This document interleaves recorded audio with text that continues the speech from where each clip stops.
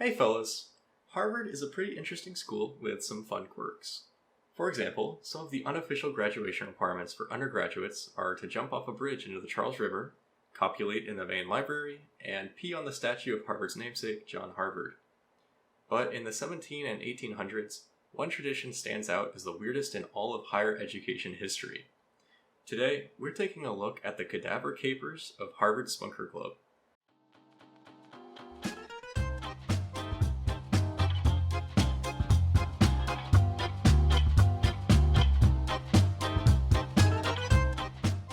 The year was 1750, and students at Harvard Medical School had to satisfy an important requirement: human anatomy. As future doctors, these guys needed to get some practice messing around with human entrails. And even today, the first part of getting that practice is dissecting cadavers. There are a few ways that modern schools get dead bodies for dissection. The most common methods are receiving body donations, getting bodies of people without the money for burial proceedings, and importing bodies from other countries. But as you can probably imagine, back in the 1700s there were very few body donations, and importing bodies wasn't an option. Essentially, getting top-notch corpses for autopsies was borderline impossible for pre-1900 medical programs. But it's not like people weren't dying on the regular, and it wasn't long before some Harvard kids got a bright idea. You see, graveyards are filled with bodies, and it's not hard to dig up fresh soil. Some of the freshest corpses can be found 6 feet under, so students at Harvard Medical School took to their shovels and began digging. And with that, the Spunker Club was formed. Whenever the anatomy department needed a new body, the Spunker Club got to work digging up a fresh corpse.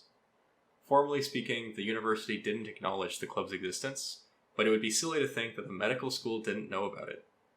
In fact, in the late 1700s, the head of the medical school, Dr. John Warren, had actually been a member of the Spunker Club himself.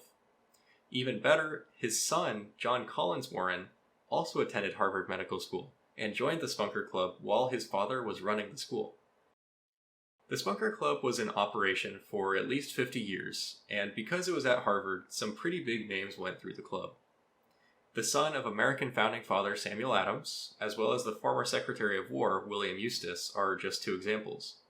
And because the most influential physicians in the Massachusetts area graduated from Harvard Spunker Club, they weren't too happy when the Massachusetts legislature tried to crack down on grave robbing. They made a huge fuss, and when Massachusetts held firm, they resorted to bribing New York political officials to send them bodies. Which is marginally more legal, I guess.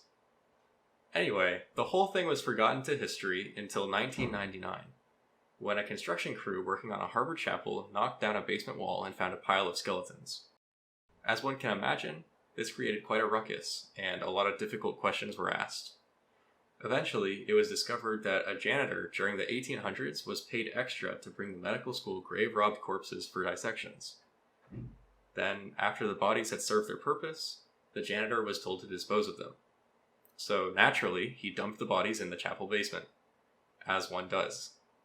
It's pretty wild that there was a student society performing macabre, clandestine operations at one of the biggest universities in the US. But graveyard shenanigans certainly weren't unique to Harvard. One of the most violent riots in early American history occurred in New York City as a direct result of medical students snatching bodies. The riot began in 1788, and although there are different accounts as to what actually started the riot, the most outrageous report involves some anatomy students who were dissecting a grave-robbed corpse on the second floor of a 2-story hospital.